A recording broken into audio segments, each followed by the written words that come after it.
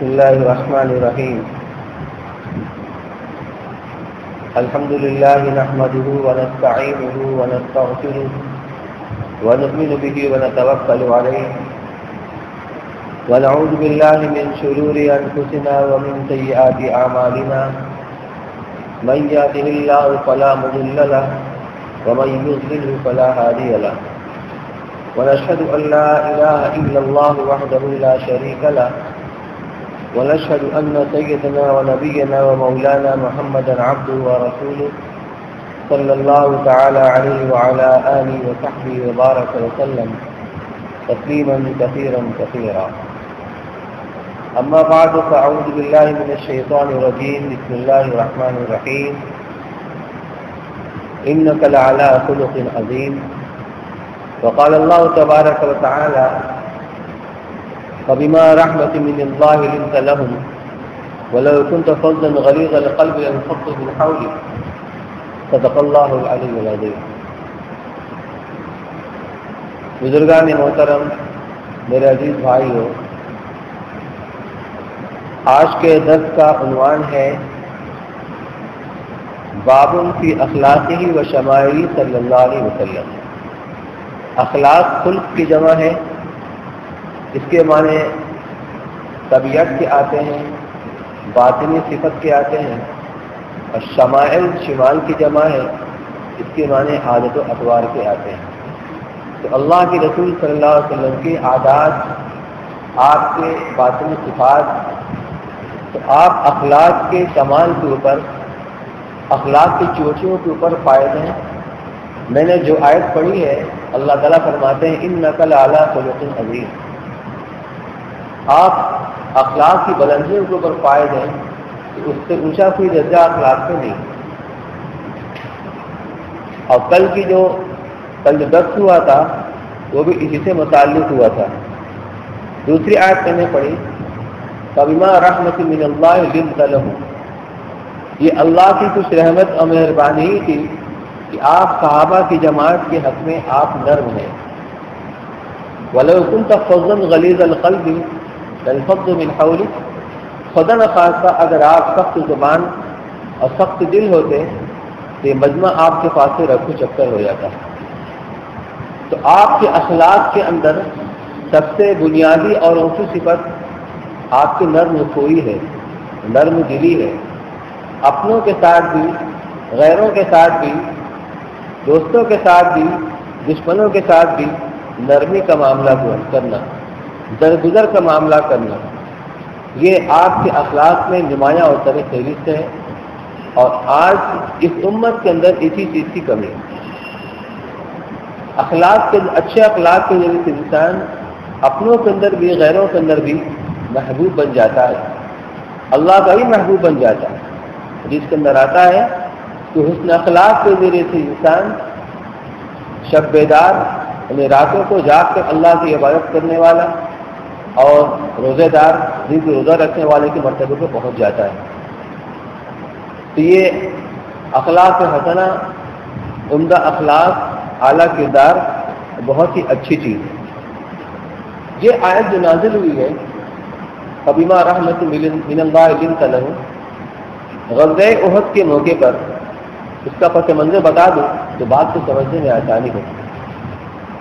جب غزوہ بدر واقع ہوا تھا تو غزوہ بدر میں ابتدا سے لڑائی کا پروگرام نہیں تھا، بلکہ مکہ سے قافلہ گیا تھا ملک شام تجارت کرنے کے لیے. اب اس میں ہر گھر سے سرمایہ لگا تھا اور منصوبہ یہ تھا کہ جو بھی نفع ہوگا، جس کا بھی جو بھی نفع ہوگا، اس نفع کے پیسے کو ہتھیار خریدنے میں لگایا جائے گا اور مسلمانوں سے مقابلہ کیا جائے گا.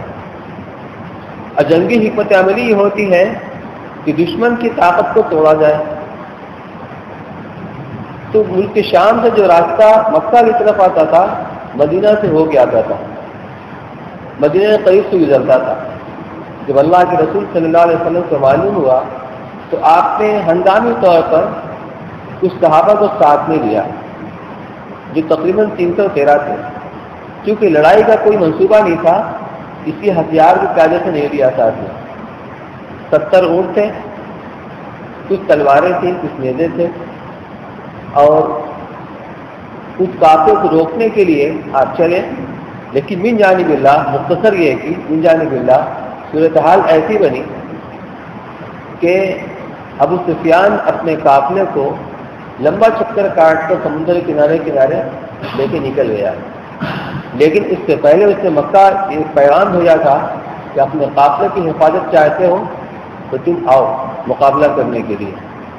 تو مکے میں ہنگامی طور سے لوگوں کو اکٹھا کیا گیا اور 1000 مسلح لشکر مقابلے کے لیے آیا۔ جب ابو سفیان اپنے قافلے کو لے کر نکل گیا، اس نے کہلا بجا کہ اب ضرورت نہیں جانے کی، ہم بحفاظت وہاں سے آگے نکل آئے۔ لیکن ابو جہل کے دماغ میں خناق بھرا ہوا تھا، گھمنڈ تکبر بہت زیادہ تھا۔ یہ کیسے ہو سکتا ہے؟ ہتھیار سجا کر ہم نکلے مقابلے کے لیے اور بغیر مقابلہ کی واپس چلے جائیں، یہ تو ہو ہی نہیں سکتا، اور اس کی موت اسے لے کے آ رہی تھی۔ اللہ کی طرف سے حضور اکرم صلی اللہ علیہ وسلم کو یہ بتایا گیا کہ دو میں سے ایک چیز آپ کے ہاتھ لگے گی، یا یہ یا وہ، اور اللہ تعالیٰ کی منشا تھی کہ لشکر ہاتھ لگے، یعنی کہ فتح ہو، شکست پاس لشکر کو، تاکہ علاقے میں ایک روب اور بھاگ بیٹھ جائے مسلمانوں کی۔ تو اس طریقے سے پروگرام لڑائی کا تھا نہیں، لیکن لڑائی مسلط ہو گئی۔ جب لڑائی مسلط ہو گئی تب اللہ کے رسول صلی اللہ علیہ وسلم نے اپنے صحابہ کو اکٹھا کر کے مشورہ کیا کیا کرنا چاہیے۔ مہاجرین جو زخم کھائے ہوئے تھے مکہ میں، ان کے ظلم ستم کو برداشت کیے ہوئے تھے، انہوں نے آگے بڑھ کر مشورہ دیا لڑائی کرنے کا، مقابلہ کرنے کا۔ لیکن آپ کی منشا تھی کہ انصار کیا کرتے ہیں، کیونکہ ان سے جو معاہدہ ہوا تھا کہ ہمیں اپنے یہاں لے کر کے چلو، اور جس طرح تم اپنی لڑکیوں کی حفاظت کرتے ہو، اپنی جان پر کھیل کر ہماری حفاظت کرو گے، وہ معاملہ مدینے کے اندر رہ کرتا تھا، اور اب ہم مدینے کے باہر ہیں۔ اب ان کی منشا کیا ہے، کیا کہتے ہیں؟ تو انصار کے سردار حضرت سعد بن عبادہ رضی اللہ عنہ عنہ آپ کی منشا بھاگ گئے اور کھڑے کا اعلان کیا گیا، رسول اللہ آپ ہمیں جو حکم دیجیے ہم اس کے لیے تیار ہیں تعمیر کے لیے، ہم اللہ کے تیروں میں سے ایک تیر ہیں، حکم دیجیے تو بلکہ جماعت تک اپنے گھوڑے کو ہم دوڑا دیں، حکم دیجیے سمندر کے اندر چھلانگ لگا دیں۔ آپ حکم کر کے دیکھیے، ہم موسیٰ علیہ السلام کے ساتھیوں کی طرح نہیں ہے جو انہوں نے کہہ دیا تھا اذهبا انت وربک فقاتلا انا ھاہنا قاعدون، جائیے آپ اور آپ طرف جا کے لڑ بھیڑ لیجیے، ہم تو یہاں بیٹھے ہوئے ہیں۔ جب آپ مطمئن ہو گئے تب بسم اللہ، پھر لڑائی کا جو انجام ہوا، تو اس بدر کے شرکاء کی اللہ کی نگاہ میں جو اہمیت، جو قیمت تھی، جو ان کے فضائل تھے، وہ لوگ جو اس میں شریک نہیں ہوئے تھے ان کو حسرت تھی کہ کاش ہم بھی اس کے اندر شریک ہوتے۔ تو انہوں نے کہا کہ اب آئندہ کوئی لڑائی ہوگی تو اس میں ہم بھی اپنی بہادری کا مظاہرہ کریں گے اور ہم بھی دکھائیں گے اپنے جوہر کو۔ بہت کا معاملہ آ گیا اگلے سال، مشورے کے لیے آپ بیٹھے تو جو عمر دراز صحابہ کرام تجربہ کار تھے، ان کی رائے تھی کہ مدینے کے اندر رہ کر مقابلہ کیا جائے، لیکن پرجوش نوجوان صحابہ بڑبڑ کر رائے دے رہے کہ نہیں، مدینے سے باہر نکل کر مقابلہ کریں گے تاکہ دشمنوں کو روک پڑے، اور اپنی بات کو پوری اصرار کے ساتھ، قوت کے ساتھ۔ تو اللہ کے رسول صلی اللہ علیہ وسلم کی رائے بھی، یہ منشا بھی یہی تھی کہ مدینے میں رہ کر مقابلہ کیا جائے، لیکن جب بہت زیادہ اصرار ان کی طرف سے ہوا تو آپ نے پھر فیصلہ فرما دیا کہ ٹھیک ہے بسم اللہ، نکل کر مقابلہ کرنا۔ پھر آپ اندر گئے گھر کے اندر ہتھیار لگانے کے لیے۔ ادھر جب محمد صاحب کرام سے انہوں نے نوجوانوں کو تنبیہ کی کہ کیا طریقہ تھا، اللہ کے رسول صلی اللہ علیہ وسلم کے مشورے کے خلاف بڑھ چڑھ کر رائے دے رہے تھے، تو ان کو بھی تنبیہ ہوا کہ ہاں ہم سے غلطی ہوئی۔ پھر آپ ہتھیار لگا کر کے آئے تو ان لوگوں نے نظام کے ساتھ کہا کہ یا رسول اللہ اگر آپ کی منشا یہی کہ مدینہ ہی کے اندر رہ کر مقابلہ کیا جائے، تو آپ نے فرمایا کہ نہیں، نبی جب ہتھیار لگا لیتا ہے تو بغیر مقابلہ سے اس کو اتارتا نہیں، اس لیے اب چلو بسم اللہ۔ بہرحال احد کے اندر پہنچے، جو لوگ وہاں پر زیارت کے لیے جاتے ہیں، جا چکے ہیں، وہ دیکھا ہوگا ایک تو احد کا پہاڑ ہے کافی اونچا، احد پہاڑ کے مقابل میں تھوڑی دوری کے اوپر جہاں وہ احاطہ ہے جس میں شہدائے احد کی قبریں ہیں، وہیں پر ایک ٹیلا ہے، ایک لمبا سا ٹیلا ہے، وہ چھوٹی پہاڑی ہے۔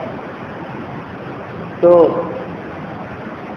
آپ نے اس کو اپنے پشت پر کیا تھا اور اس ٹیلے کو 50 تیر اندازوں کو مقرر کر دیا تھا، اس تاکید کے ساتھ کہ چاہے ہماری شکست ہو چاہے ہماری فتح ہو، یہاں سے تم ہلنا ہو، اتنا تاکید حکم دیا تھا۔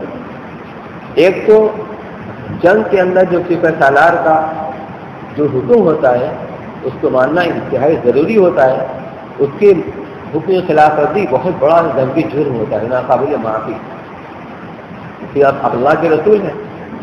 تو ہوا یہ جب مقابلہ ہوا کہ ابتدا کے اندر مسلمان حاوی ہو گئے اور کفار کے قدم اکھڑ گئے، انہوں نے بھاگنا شروع کیا، وہ بھاگنے لگے تو مسلمان نے پیچھا کرنا شروع کیا۔ یہ لوگ یہاں کھڑے تھے 50 تیر انداز، انہوں نے کہا کہ ہمارے بھائی ان کا پیچھا کر رہے ہیں تو ہم بھی ان کا ساتھ دیں۔ اب تو جنگ ختم ہو گئی۔ تو اس پلٹن کے امیر نے ان کو سمجھایا کہ دیکھو اللہ کے رسول کا تاکیدی حکم ہے، یہاں سے ہٹنا ہو، لیکن لوگ مانے نہیں اور 40 تیر انداز وہاں سے چھٹ گئے، کل 10 آدمی بچے۔ ادھر بھاگتے ہوئے کفار میں غالباً حضرت خالد بن ولید کے بعد مسلمان ہوئے، انہوں نے اس موقع کو ساتھ لیا کہ بہترین موقع ہے، تو اپنے ساتھیوں کو اکٹھا کرے کہ لمبا چکر کاٹ کے پیچھے سے آئے اور 10 آدمی کب تک مقابلہ کرتے ہیں، تب شہید ہو گئے اور پیچھے سے مسلمانوں پر حملہ کر دیا۔ مسلمانوں کی خبر نہیں، وہ تو پیچھا کر رہے ہیں دشمنوں کا، کہ حملہ ہوا تو سمجھ نہیں سکے یہ ہوا کیا، تو اسی میں بہت سارے مسلمان شہید ہو گئے۔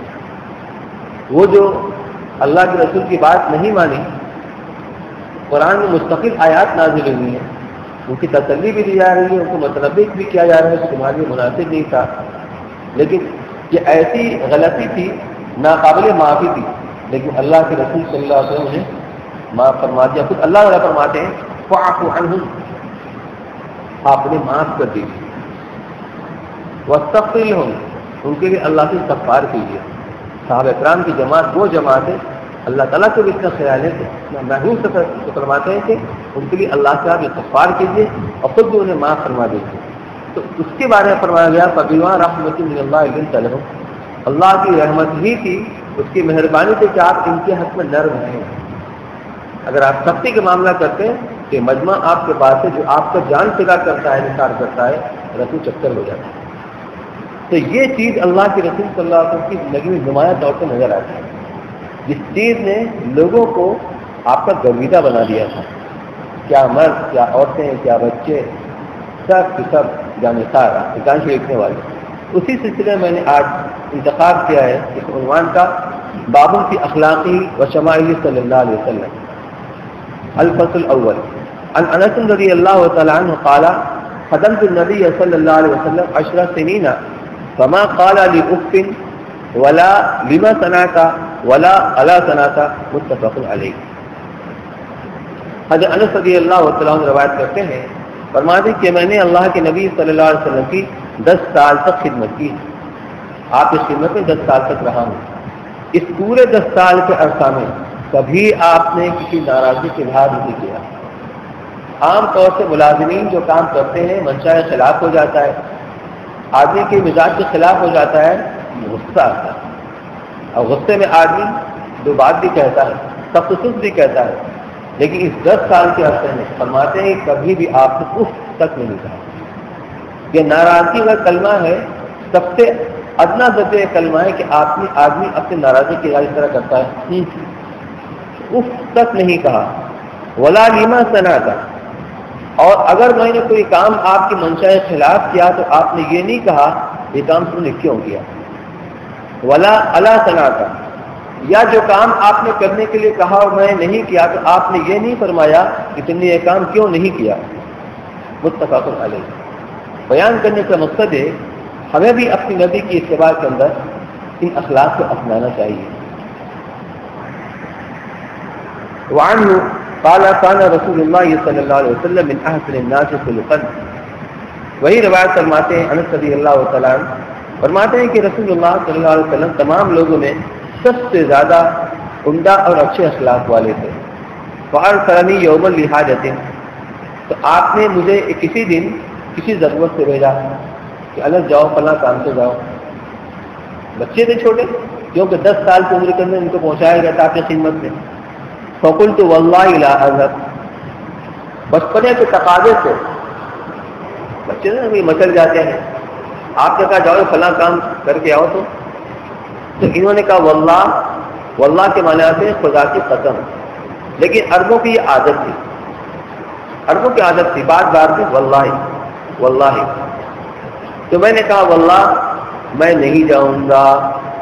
زبان سے تو یہ کہا واللہ لا اذهب، واللہ میں نہیں جاؤں گا.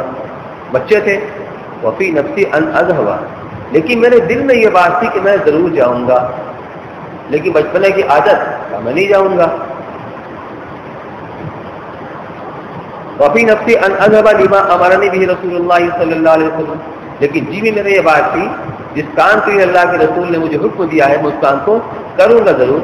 فخرجت، چنانچہ اس کام کو کرنے ہی کی نیت سے میں نکلا. حتی امر علی صبیان، اور جب میں جانے لگا تو راستے میں کچھ بچے کھیلتے نظر آئے. بچے یہ بھی تھے اور بچے کھیل رہے تھے، تو یہ دیکھ کر ان کے ساتھ گھل مل گئے اور تماشا دیکھنے لگے. وہ ہم یلعبون فی السوق، جو بازار میں کھیل کود رہے تھے. فإذا رسول اللہ صلی اللہ علیہ وسلم قد قبض قفایا من ورائه، جب کافی دیر ہو گئی اور میں لوٹ کر نہیں آیا تو اللہ کے رسول صلی اللہ علیہ وسلم انتظار دے کر کے پھر آپ نکلے کہ یہ کہاں ہے. جب راستے مجھے وہاں پر دیکھا تو پیچھے سے آ کر میری گدی کو یوں پکڑ لیا پیچھے سے. قال فنظرت الیہ، انس رضی اللہ عنہ فرماتے ہیں میں نے پیچھے مڑ کر دیکھا کہ کون ہے. وہ یضحک، لیکن اللہ کے رسول صلی اللہ علیہ وسلم مسکرا رہے. غصہ آنا چاہیے تھا لیکن آپ مسکرا رہے تھے. فقال یا انیس ذهبت حيث امرتك، پھر آپ نے پوچھا، یہ لاٹ کا جملہ ہے، لاٹ کیا رہا.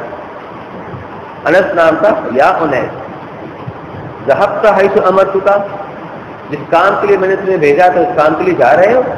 تو نعم انا اذهب یا رسول اللہ، کہاں ہے اللہ کے رسول، میں اس کے لیے جا رہا ہوں، اس کام کے لیے جا رہا ہوں. میں وہاں مشکل وعنه قال كنت امشي مع رسول الله صلی اللہ علیہ وسلم وعليه برد النجرانی غلیظ الحاشیہ. وہی روایت کرتے ہیں کہ میں اللہ کے رسول صلی اللہ علیہ وسلم کے ساتھ کہیں جا رہا تھا کہ اور آپ کے اوپر اس وقت یمن کے علاقہ ہے نجران، نجران کی ایک چادر آپ کے جسم مبارک کے اوپر تھی. غلیظ الحاشیہ تھی، جس کا حاشیہ گوٹ جو ہوتی بارڈر کنارہ وہ موٹا اور سخت تھا، کھردرا. فادرکہ اعرابی، تو ایک دیہاتی آپ کو راستے میں ملا. فجبدہ بردائہ جبدۃ شدیدۃ، تو اس نے اللہ کے رسول صلی اللہ علیہ وسلم کی اس چادر کو پکڑ کر جھٹکے کے ساتھ اتنی سختی سے اس نے کھینچا کہ رجع نبی اللہ صلی اللہ علیہ وسلم فی نحر اعرابی، کہ آپ اس جھٹکے سے اس اعرابی کے سینے سے جا لے گئے. عام طور پر دیہاتی لوگ اکھڑ ہوا کرتے ہیں، جاہل ہوتے ہیں، اکھڑ پنا دکھلاتے ہیں. وہ بھی اسی طریقے سے اس چادر کو پکڑ کر جھٹکے سے کھینچا اور آپ اس کے زور میں اس کے سینے سے جا لگے. حتی نظرت الی صفحۃ عاتق رسول اللہ صلی اللہ علیہ وسلم قد اثرت بها حاشیۃ البرد من شدۃ جبدته، تو اس نے پوری قوت سے اس کو کھینچا تھا، اس سے وہ جو گوٹ تھا کھردرا موٹا، اس کی رگڑ سے آپ کے گردن مبارک کے اوپر اس کا اثر نشان صاف نظر آ رہا تھا. اس نے اتنی گستاخی کی آپ کے ساتھ. غصہ آپ کو آنا چاہیے تھا. ثم قال یا محمد، ایک سے گستاخی کی، اس کے بعد کہتا اے محمد، بجائے یا رسول اللہ کے، بجائے یا نبی اللہ کے، یا محمد نور لی من مال اللہ الذی عندک،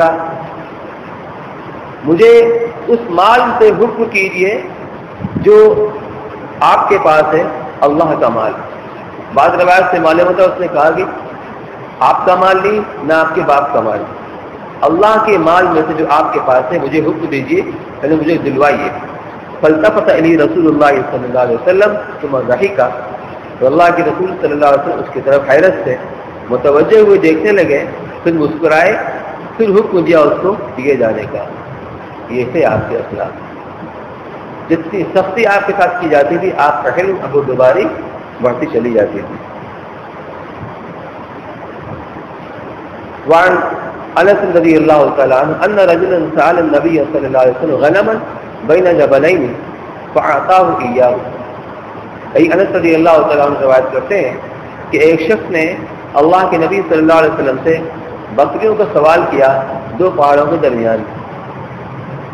عموماً وہاں پہاڑ چھوٹے بڑے ہوا کرتے تھے، تو دو پہاڑی کے درمیان جو وادی میدان ہوتا ہے، اس میدان کے اندر بکریاں، اچھی خاصی بکریاں، اس کا سوال کیا۔ اور اللہ کے رسول صلی اللہ علیہ وسلم کبھی کسی کے سوال کے جواب میں نہیں فرماتے، کبھی بھی نہیں ہوتا تھا، دوسرے وقت کے لیے وعدہ فرما لیا کرتے تھے۔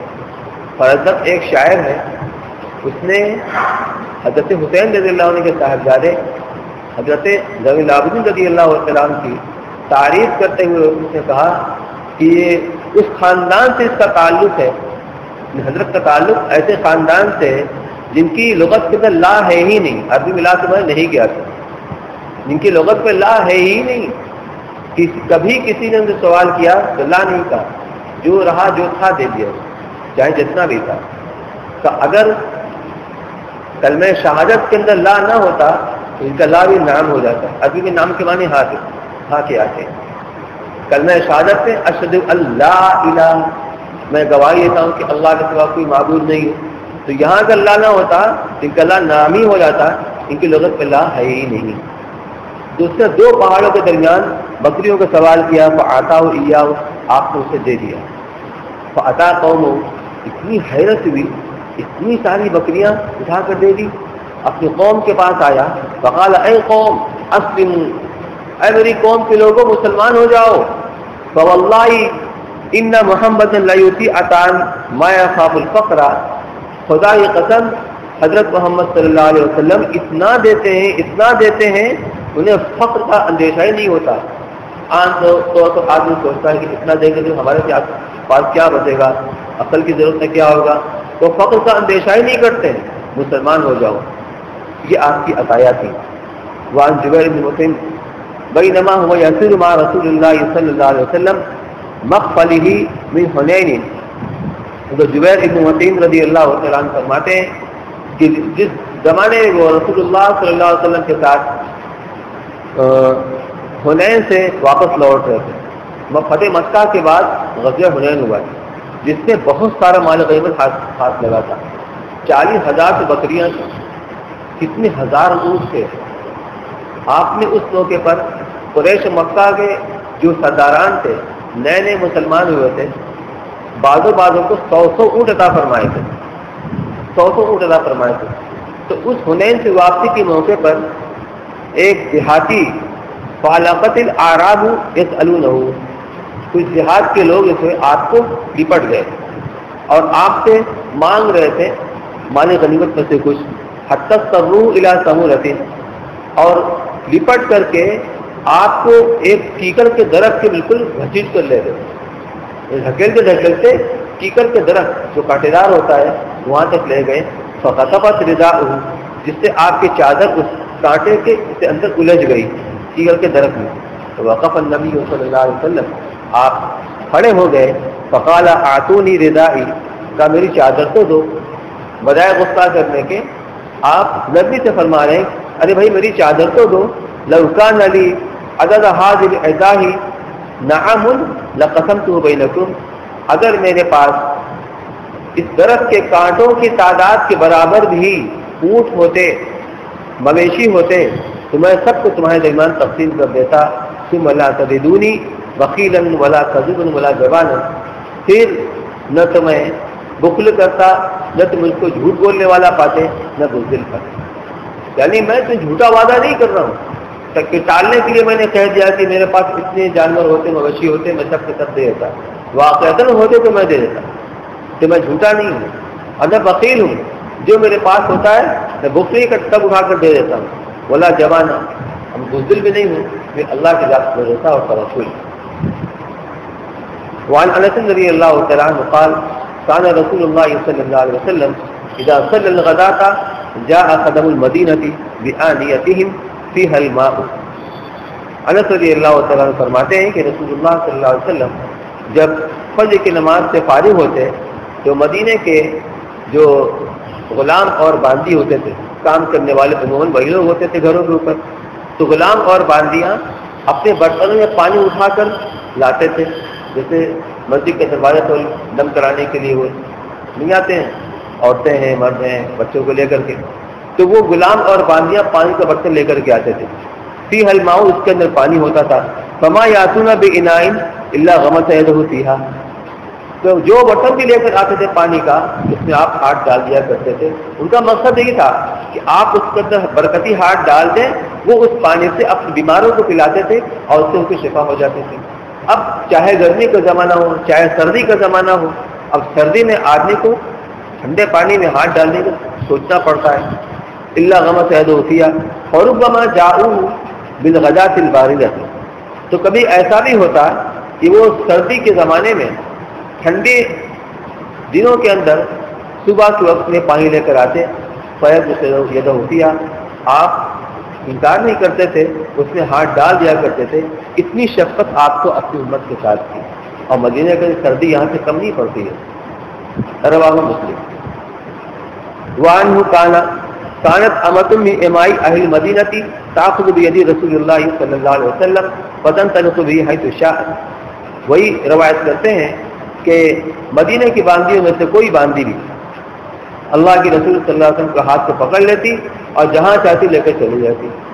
کوئی کہتا کہ بکری کو دودھ دھونا ہے، آپ اس کے لیے چلے جاتے، اس کام کرنا ہے اس کے لیے. یعنی اتنے متواضع، اتنے نرم مزاج، جو کوئی کام کے لیے کہ فوراً اب اس کے لیے تیار ہو جاتے تھے. سنانے کا مقصد ہے کہ ہمارے اندر بھی یہ صفات ہونے چاہیے. وعن ابی سعید الخدری رضی اللہ تعالی عنہ قال كان النبي صلی اللہ علیہ وسلم اشد حیاء من الازراء فی خدرها. حضرت ابو سعید خدری رضی اللہ تعالی عنہ فرماتے ہیں کہ اللہ کے نبی صلی اللہ علیہ وسلم کسی پردہ نشین کنواری عورت سے زیادہ حیا والے تھے. ایک تو عورت وہ ہوتی ہے جو باہر نکلتی، اس زمانے میں جو باندیاں ہوتی تھیں کیونکہ کام کرنے کے لیے باہر کو نکلنا ہوتا تھا، تو ان سے اور گھروں کے اندر رہنے والی پردہ نشین خواتین، ان سے بہرحال فرق ہوتا ہے. تو جو گھر کے اندر رہنے والی پردہ نشین خواتین ہیں، ان کو جس کی حیا ہوتی وہ بھی کنواری عورتیں جس کی حیا ہوتی ہے، آپ اس سے بھی زیادہ حیا کرنے والے تھے. چنانچہ فَإِذَا رَأَىٰ شَيْءً يَكْرَهُهُ عَرَفْنَاهُ فِي وَجْهِهِ، جب کوئی آپ ایسی چیز دیکھتے، آپ کے سامنے ایسا کوئی کام ہوتا جو آپ کو ناگوار گزرتا تھا، تو آپ زبان سے کچھ نہیں کہتے تھے، لیکن ہم آپ کی ناگواری کو آپ کے پیشانی اور چہرے سے معلوم کر لیا کرتے تھے. زبان سے کچھ نہیں کہتے تھے آپ، لیکن اس کا اثر ناگواری کا آپ کے چہرے سے ظاہر ہو جایا کرتا تھا. یہ تھے آپ کے اخلاق. وعن الاسود رضی اللہ تعالی عنہ قال سألت عائشہ رضی اللہ تعالی عنہ ما كان النبی صلی اللہ علیہ وسلم یصنع فی بیتی. آپ کی جو باہر کی زندگی تھی صحابہ کے درمیان، مسجد کے اندر، مسجد کے باہر آتے جاتے ہوئے، وہ سب کے سامنے تھی. لیکن گھر کے اندر جانے کے بعد آپ کیا کرتے ہیں، آپ کا کیا مشغلہ رہتا ہے، وہ تو امہات المؤمنین بتا پائیں گی. تو یہ راوی کہتے ہیں کہ میں نے عائشہ رضی اللہ تعالیٰ عنہ سے یہ پوچھا کہ اللہ کے نبی صلی اللہ علیہ وسلم جب گھر کے اندر ہوتے تھے تو آپ کا معمول کیا ہوتا تھا، آپ کیا کرتے تھے. قالت، ام المؤمنین نے فرمایا کان یکون فی محنت اہلہ، انہوں نے فرمایا کہ اپنے گھر والوں کے ساتھ کام کاج میں لگے رہتے تھے. تانی خدمت اہلہ، یعنی گھر کا جو کام جو خواتین انجام دیتی ہیں، جب آپ گھر کے اندر جاتے تھے ان کا ہاتھ بٹا دیا کرتے تھے. یہ نہیں کہ میں اللہ کا رسول ہوں، میری اتنی بڑی شخصیت ہے، اور وہ نہیں جھاڑتے تھے، سب کے ساتھ مل کر خدمت کیا کرتے تھے، اس کے کام میں ہاتھ بٹا دیا کرتے تھے. لہٰذا آج بھی اگر کوئی شوہر گھر کے اندر اگر فارغ ہے اور اپنی بیوی کا یا گھر کے مصروفات کا اگر کام میں ہاتھ بٹا دے، یہ کوئی بری بات نہیں ہے. اللہ کے رسول صلی اللہ علیہ وسلم کی یہ سنت ہے. فَإِذَا حَضَرَتِ الصَّلَاةُ خَرَجَ إِلَى الصَّلَاةِ، دونوں بات، گھر کے اندر فارغ ہے، خالی ہے تو آپ نے ہاتھ بٹا دیا، لیکن جب نماز کا وقت آ جاتا تھا اب کچھ نہیں، اب اللہ کے حق کا وقت آ گیا، سب ایک طرف اور نماز مقدم، نماز کے وقت آیا تھا تو نماز کی طرف، نماز کے لیے آپ نکل جایا کرتے تھے۔ وعنها قالت ما ضرب رسول اللہ صلی اللہ علیہ وسلم شيئا قط بيده ولا امرأة ولا خادما الا ان جاهد في سبيل اللہ۔ عائشہ رضی اللہ عنہا فرماتی ہیں کہ لڑائی کے درمیان میں جو کفار سے بھڑن ہوتی تھی، لڑائی ہوتی تھی، اس کو تو چھوڑ دیجیے، اس کے علاوہ آپ نے کبھی بھی کسی کو اپنے ہاتھ سے مارا نہیں۔ ما ضرب رسول اللہ صلی اللہ علیہ وسلم شیئا قط بیدہ، اپنے ہاتھ سے کبھی بھی کسی کو نہیں مارا، نہ کسی عورت کو مارا نہ کسی خادم کو۔ عام طور پر آدمی جو غصہ کرتا ہے تو خادم کو مارتا ہے، ملازم کو مارتا ہے، یا اپنے بیوی کے ہاتھ اٹھاتا ہے، آپ نے کبھی ایسا نہیں کیا۔ اللہ مجاہدہ فی سبیل اللہ، ہاں اگر جہاد کے اندر موقع آیا تو ثابت ہے آپ سے، جب غزوہ احد کے اندر آپ نے ابی نے کیا نام ہے ابی بن خلف کو، جس نے یہ قسم کھائی تھی کہ میں آپ کو ماروں گا، اور اس کو گھوڑا پال رکھا تھا، اس کے جواب میں آپ نے فرمایا تھا کہ انشاءاللہ میں تمہیں ماروں گا۔ تو جب وہ غزوہ احد کے اندر تلاش کرتا وہ آپ کے پاس آیا تو صحابہ نے چاہا کہ دوسرے اس کی نپٹا دیں، آپ کا نہیں آنے دو، اور ایک صحابی نے چھوٹا برچہ، چھوٹا نیزہ لے کر کے یوں پھینک کے مارا، پھر خراش لگی اس کو، اس کا اثر یہ ہوا کہ اس کی تکلیف اس کو برداشت نہیں ہو سکی، اور چلاتے چلاتے بیل کی طرح آواز ہوگی تھی، مر گیا۔ تو جہاد اور لڑائی کا معاملہ اس سے الگ ہے، لیکن آپ نے کبھی بھی زندگی میں کسی کو مارا پیٹا نہیں۔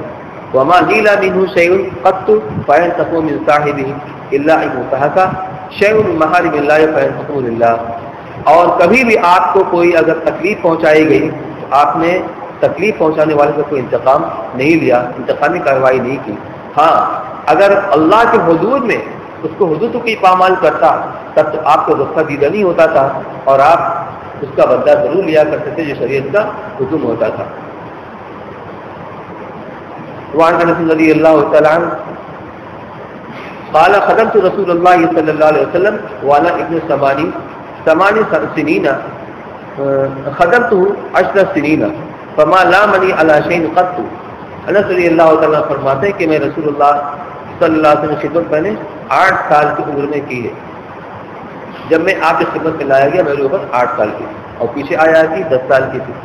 تو عربوں کے یہ ہوتا ہے جو قصر ہوتا ہے کبھی اس کو چھوڑ دیتے ہیں، جس کو بولتے ہیں راؤنڈ فگر۔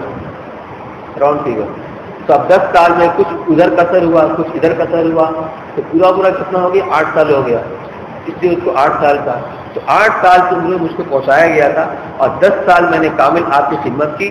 فما لامنی علی شیء قط، آپ نے کبھی بھی مجھے کسی چیز کے اوپر ملامت نہیں کی۔ اتیا فیہ علی یدیہ، یعنی مجھ سے کوئی اگر نقصان ہو گیا تو آپ نے کبھی مجھ کو ملامت نہیں کی۔ فإن لامنی لائم من اہلی، اگر آپ کے گھر والوں میں سے کوئی برا بھلا کہتا، ڈانٹ ڈپٹ کرتا، قال دعوہ، تو آپ فرماتے جانے دو۔ فإنه لو قضی شیء کانا، اس لیے کہ اگر اس کے مقدر میں گرنا ٹوٹنا ہی تھا تو وہ تو ہو کر رہتا، اس لیے جاؤ ڈانٹ پھٹکار مت کرو، برا بھلا مت کرو۔ وعن عائشہ رضی اللہ تعالی عنہ قالت كان رسول اللہ صلی اللہ علیہ وسلم يخطف نعله ويخيط ثوبه۔ عائشہ رضی اللہ تعالی عنہ روایت کرتی ہیں کہ رسول اللہ صلی اللہ علیہ وسلم اپنا جوتا خود گانٹ لیا کرتے تھے، کبھی کوئی مرمت کرنی ہوتی تھی، سلائی کرنا ہوتی تھی، اپنے ہاتھ سے کر لیا کرتے۔ ويخيط ثوبه، اپنا کپڑا بھی اپنے ہاتھ سے لیا کرتے تھے۔ ويعمل في بيته كما يعمل في احدكم في بيته، اور اپنے گھر کے اندر وہ سارے کام کاج کر لیا کرتے تھے جو ایک عام آدمی کیا کرتا ہے۔ گھر میں آدمی کیا کرتا ہے؟ کوئی بھی کام آ گیا، چھوٹا موٹا کام ریپیئرنگ کا ہوتا ہے، کچھ پن ٹھوکنا ہے، کچھ یہ کرنا ہے، کچھ وہ کرنا ہے، آپ بھی ویسے ہی کر لیا کرتے تھے۔ فقالت کانا بشرا من البشر، فرماتی ہیں کہ اللہ کے رسول صلی اللہ علیہ وسلم عام انسانوں کی طرح ایک انسان کی طرح ہی کام کیا کرتے تھے۔ یکلی ثوبہ، اپنے کپڑے سے جو دیکھ لیا کرتے تھے۔ وَيَحْلِبُ شَاةَهُ، بکری ہوتی اس سے دودھ خود لیا کرتے۔ وَيَغْدُو نَفْسَهُ، اپنا کام اپنے ہاتھ سے خود کیا کرتے تھے، دوسروں سے نہیں کرایا کرتے۔ یہ تھے آپ کے اخلاق کریمانہ۔ وعن خارجہ ابن زید بن ثابت قال دخل نفر على زید بن ثابت رضی اللہ تعالی عنہ. خارجہ ابن زید ابن ثابت جو صحابی کے صاحبزادے ہیں زید ابن ثابت کے، یہ کاتب وحی، جب حضور اکرم صلی اللہ علیہ وسلم پر وحی نازل ہوتی تھی تو آپ اس کو لکھوا لیا کرتے تھے. چند صحابہ تھے اس کام کے اوپر مقرر تھے، مامور تھے، اس میں سے ایک نمایاں نام ہے زید بن ثابت رضی اللہ تعالیٰ عنہ کا. حضرت ابوبکر اور عمر رضی اللہ تعالیٰ عنہ نے جب قرآن لکھنے کے لیے ذمہ داری دی تو انہیں کی ذمہ داری تھی زید بن ثابت رضی اللہ تعالیٰ عنہ کو. تو فرماتے ہیں کہ کچھ لوگ میرے والد زید بن ثابت رضی اللہ تعالیٰ عنہ کے پاس آئے، فقالوا له حدثنا احادیث رسول اللہ صلی اللہ علیہ وسلم، اور انہوں نے کہا کہ حضرت ہمیں وہ حدیثیں سنائیے جو اللہ کے رسول صلی اللہ علیہ وسلم سے آپ نے براہ راست آپ نے سنی ہے یا آپ نے جو دیکھا ہے، ہمیں وہ واقعات سنائیے.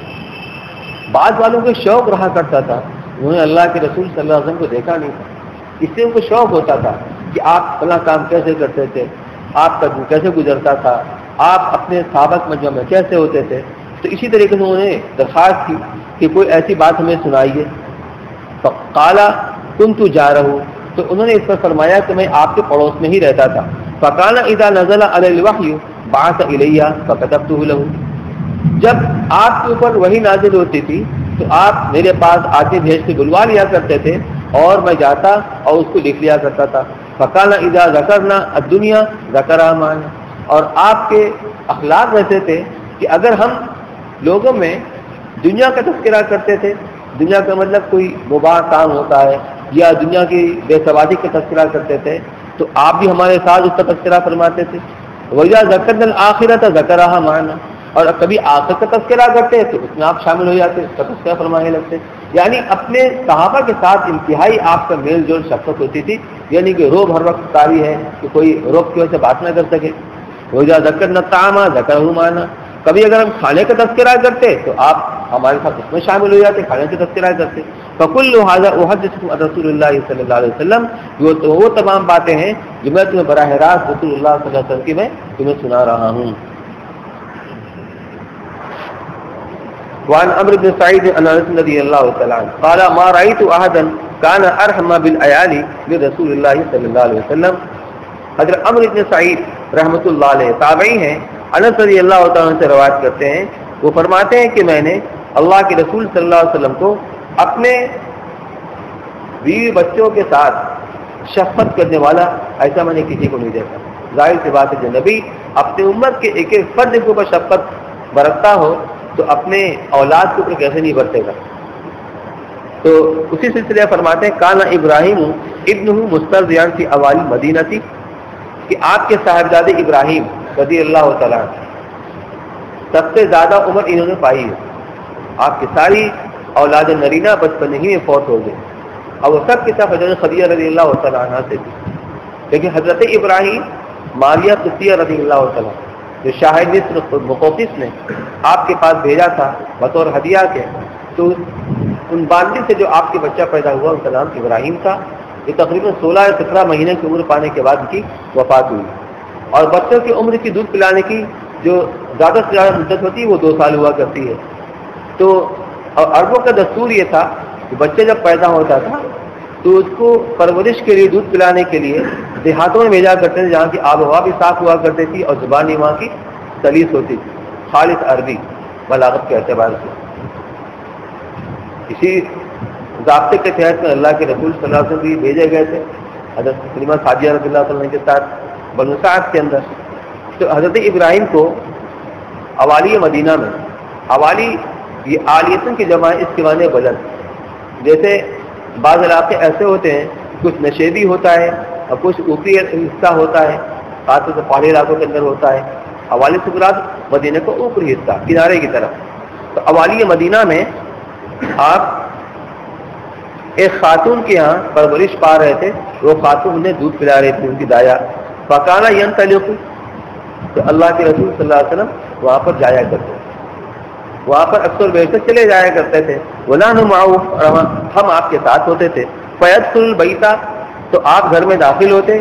وانه لیدفن، جب گھر میں داخل ہوتے وہ دھوئیں سے بھرا ہوا ہوتا تھا. اور آدمی کو ظاہر سی بات ہے اپنے شیرخوار اولاد ہے، شیرخوار بچہ ہے، کتنا تعلق اس سے ہوتا ہے، اور گھر میں دھواں بھرا ہوا ہو اور بچہ ہو کیسا لگے گا؟ تو آپ بچے کو گود میں لیتے، اس کو پیار کرتے، چومتے، کھلاتے. وکانا ذیرو قینن، اور دھواں کیوں بھرا ہوتا تھا؟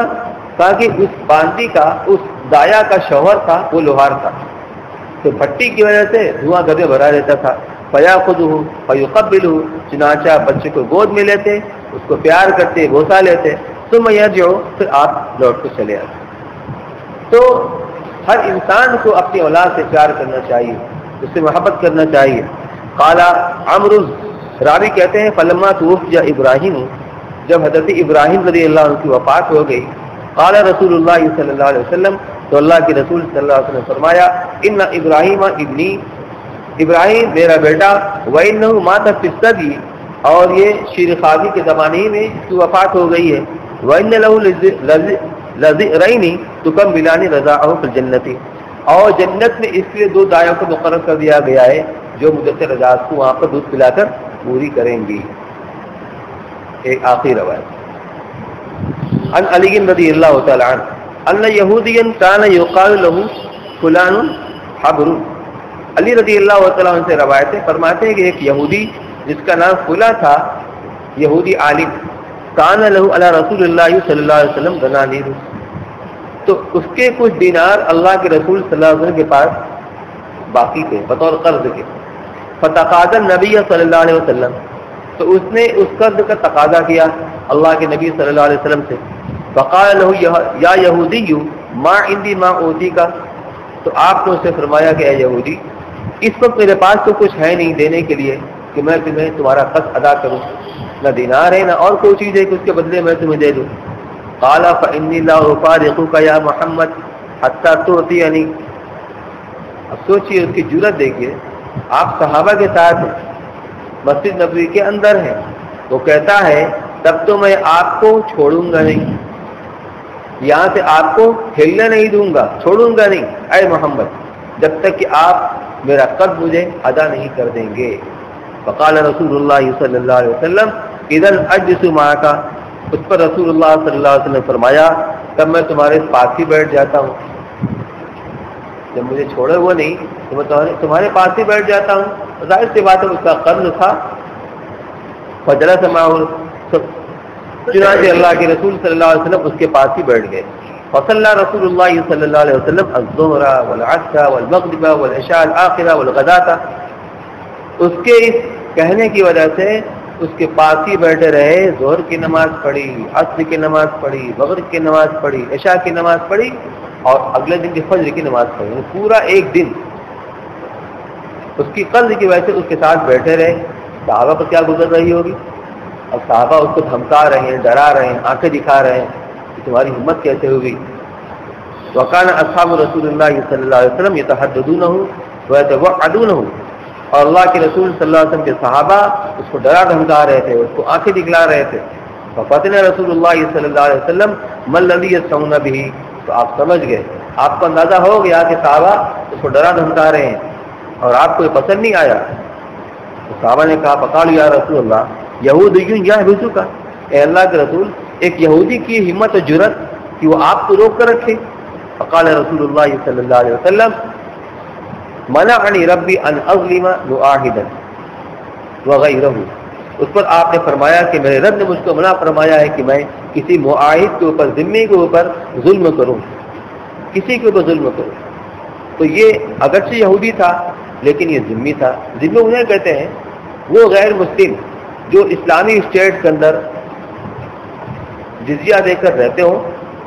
مختصر کا جزیہ ہوتا ہے چند درہم، اور اس کے بدلے میں اسلامی اسٹیٹ کی ذمہ داری ہوتی ہے ان کی جان و مال کی حفاظت کرے. تو میرے رب نے مجھے کسی ذمی وغیرہ کے اوپر، معاہد وغیرہ کے اوپر ظلم کرنے سے منع کیا ہے. فلما ترحل النہار، جب دوپہر ہو گئی، دن چڑھ گیا، ایک دن اس نے روکے رکھا، دن چڑھ گیا. قال الیہودی اشہد ان لا الہ الا اللہ واشہد انک رسول اللہ. اس یہودی نے اعلان کیا میں گواہی دیتا ہوں کہ اللہ کے سوا کوئی معبود نہیں، اور اس بات کی بھی گواہی دیتا ہوں کہ آپ اللہ کے سچے رسول ہیں. وشطر مالی فی سبیل اللہ، اور اللہ کے رسول میرا آدھا مال اللہ کی راہ میں صدقہ ہے. اما واللہ ما فعلت بک الذی. سوال یہ پیدا ہوتا ہے اس نے کلمہ پڑھا اور اس کا معاملہ وہ تھا, ایسا کیوں کیا؟ وہ اس کی وجہ بیان کر رہا ہے کہ میں نے جو حرکت آپ کے ساتھ کی مجھے ایسا کرنا نہیں چاہیے تھا, لیکن میں نے تورات کے اندر جو آپ کی صفات پڑھی تھی اس میں ایک یہ بھی تھا کہ آپ کا علم آپ کے غصے کے اوپر حاوی رہتا ہے. غصے کی بات پر آپ کو غصہ نہیں آتا, آپ علم کا درگزر کا معاملہ فرماتے ہیں. اما واللہ ما فعلت بک الذی فعلت بک, خدا کی قسم میں نے جو حرکت آپ کے ساتھ کی ہے میں نے صرف اس لیے کی ہے کہ لانظر الی نعتک فی التوراۃ, یہ تورات کے اندر میں نے صفت آپ کے بارے میں پڑھ رکھی تھی کہ آپ کا علم غصے کے اوپر حاوی ہے, اور جتنا آپ کے ساتھ زیادتی کی جائے گی اور جہالت بڑھتی جائے گی آپ کا علم بڑھتا چلا جائے گا. میں اس کو آزما رہا تھا. محمد بن عبداللہ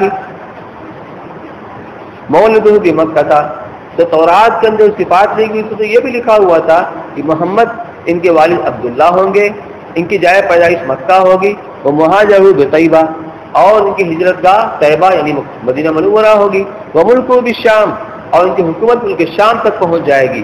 لیس بفظ ولا غلیظ, نہ تو سخت دل ہوں گے نہ سخت زبان ہوں گے, ولا سخاب فی الاسواق, نہ بازاروں میں شور شغب کرنے والے ہوں گے, ولا متزین بالفحش, اور نہیں بدگوئی کرنے والوں کی طرح نظر آئیں گے, ولا قول خنا, نہ بدگوئی کرنے والے ہوں گے.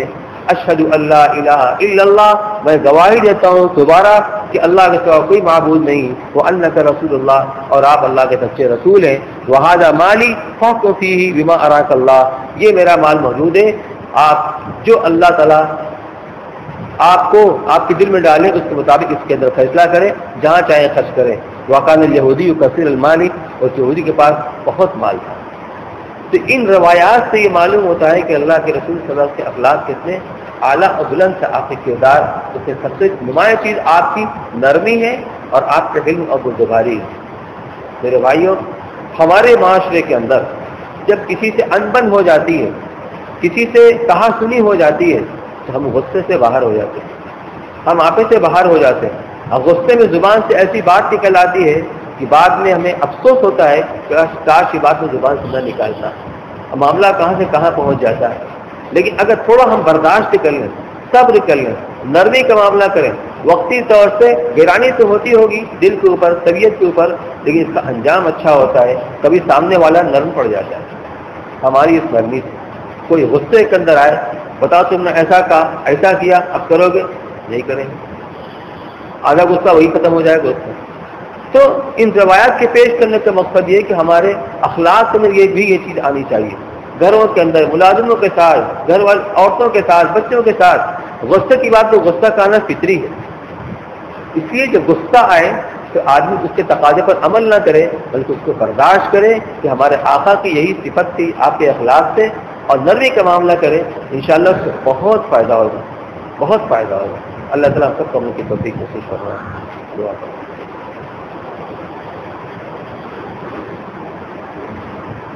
بسم اللہ الرحمن الرحیم. سبحانک اللہم وبحمدک وتبارک اسمک وتعالی جدک ولا الہ غیرک. سبحان اللہ وبحمدہ سبحان اللہ العظیم. سبحان اللہ والحمد للہ ولا الہ الا اللہ واللہ اکبر ولا حول ولا قوة الا باللہ العلی العظیم. اللهم إني أدعوك الله وأدعوك الرحمن وأدعوك البر الرحيم وأدعوك بأسمائك الحسنى ما علمت منه على العالم. اللهم إني أدعوك الله وأدعوك الرحمن وأدعوك البر الرحيم وأدعوك بأسمائك الحسنى ما علمت منه على العالم. لا إله إلا الله الحليم الكريم. سبحان الله رب العرش العظيم. الحمد لله رب العالمين. نسألك موجبات رحمتك وعزائم مغفرتك والعصمة من كل ذنب والغنيمة من كل بر والسلامة من كل إثم. لا تدع لنا ذنبا إلا غفرته ولا هما إلا فرجته ولا كربا إلا نفسته ولا ضرا إلا كشفته ولا دينا إلا أتيته ولا مريضا إلا شفيته وعافيته ولا حاجة من حوائج الدنيا والآخرة إلا قضيتها ويسرتها يا أرحم الراحمين. فيسر أمورنا واشرح صدورنا ونمر قلوبنا واغفر ذنوبنا واختم بالصالحات أعمالنا اللهم إن قلوبنا ونواسينا وجوارحنا بيدك لم تملكنا منها شيئا فإذا فعلت ذلك بنا فقل أنت ولينا وهدنا إلى سواء السبيل. اللهم إنا نسألك رضاك والجنة ونعوذ بك من غضبك والنار. يا خالق الجنة والنار برحمتك يا عزيز الغفار يا رب العالمين. ربنا آتنا في الدنيا حسنة وفي الآخرة حسنة وقنا عذاب النار. ربنا لا تؤاخذنا إن نسينا أو أخطأنا. ربنا ولا تحمل علينا إصرا كما حملته على الذين من قبلنا. ربنا ولا تحملنا ما لا طاقة لنا به واعف عنا واغفر لنا وارحمنا أنت مولانا فانصرنا على القوم الكافرين. الہ العالمین ہم سب کے گناہوں کو معاف فرما. یا اللہ چھوٹی بڑی رات کی دن کی جان بوجھ سے کیے ہوئے انجانے میں کیے ہوئے تمام گناہوں کو معاف فرما. یا اللہ تو اس کا کرم کا رحم کا معاملہ فرما. یا اللہ تو نے ٹوٹے پھوٹے طریقے پر جو کچھ ہمیں عملوں کی توفیق عطا فرمائی ہے اے اللہ اپنے کرم کو قبول فرما لے. ہماری نمازوں کو قبول فرما, ہمارے روزوں کو قبول فرما, ہماری تراویح کو قبول فرما, ہماری تلاوت کو قبول فرما, ہمارے زکات کو قبول فرما. اے اللہ اپنے لطف کا کرم کا رحم کا فضل کا عاطف کا معاملہ فرما. یا اللہ روزی روزگار میں برکت نصیب فرما. برکت والی عافیت والی راحت والی وسیع روزی اپنے کی طرف سے نصیب فرما. یا اللہ جو اپنے معاش کے طور سے پریشان ہے ان کے معاشی استحکام عطا فرما, حلال روزی نصیب فرما. اے اللہ جو مخلوق مقابل کو بار قدر سے دوشی نصیب فرما. اے اللہ جن کی اولاد ناکارہ ہے نالائق ہے اللہ ان کی اولاد کو صالح بنا دے, ان کی آنکھوں کا تارہ بنا دے. اے اللہ تو ہم سب کو صالح اور نیک بنا دے. ہم سب کی زندگی میں صالح انقلاب پیدا فرما. اس ماہ مبارک کو اس کے روزوں و تراویح کے صدقے میں ہم سب کے دلوں کے اندر اے اللہ تقوی کی صدق پیدا فرما دے. تمام ایمانی صفات سے آراستہ فرما دے. تمام اخلاق و حسنہ سے آراستہ فرما دے. اے اللہ ہمارے ایمان میں طاقت یقین و قوت پیدا فرما. اعمال کے اندر اخلاق پیدا فرما. اے اللہ ہمارے گھروں کے اندر اے اللہ رحمتیں برکتیں نازل فرما. اے اللہ دلوں کے اندر جوڑ پیدا فرما. ایک دوسرے کے ساتھ محبت کے ساتھ نرمی کے تحت پیش آنے کی توفیق نصیب فرما. ہمیں اپنے محبوب نبی حضرت محمد صلی اللہ علیہ وسلم اخلاق کے اختیار کرنے کی توفیق نصیب فرما. اے اللہ اس ملک کے اندر خاص طور سے پوری دنیا میں عام طور سے امت مسلمہ کی حفاظت فرما. امت کی جان و مال کی عزت و آبرو کی حفاظت فرما. امت کے جوانوں کی, بوڑھوں کی, عورتوں کی, بچوں کی حفاظت فرما. اے اللہ دینی تشخصات کی حفاظت فرما. دینی مراکز کی حفاظت فرما. دینی مکاتب کی حفاظت فرما. مدارس و مساجد کی حفاظت فرما. اے اللہ برادران وطن کے دلوں کے اندر مسلمان کی محبت کو پیدا فرما دے, ان کی نفرتوں کی محبت کو بدل دے. اے اللہ تیرے واسطے کچھ مشکل نہیں ہے. اے اللہ اپنے کرم کا رحم کا معاملہ فرما. امت کی زندگی میں توفیق دین کو زندہ فرما. امت کی زندگی میں توفیق دین کو زندہ فرما. دین میں استقامت پیدا فرما. دین کی عظمت دلوں کے اندر پیدا فرما. ربنا آتنا في الدنيا حسنة وفي الآخرة حسنة وقنا عذاب النار. ربنا تقبل منا إنك أنت السميع العليم وتب علينا إنك أنت التواب الرحيم. وصلى الله تعالى على خير خلقه سيدنا محمد وعلى آله وصحبه أجمعين برحمته.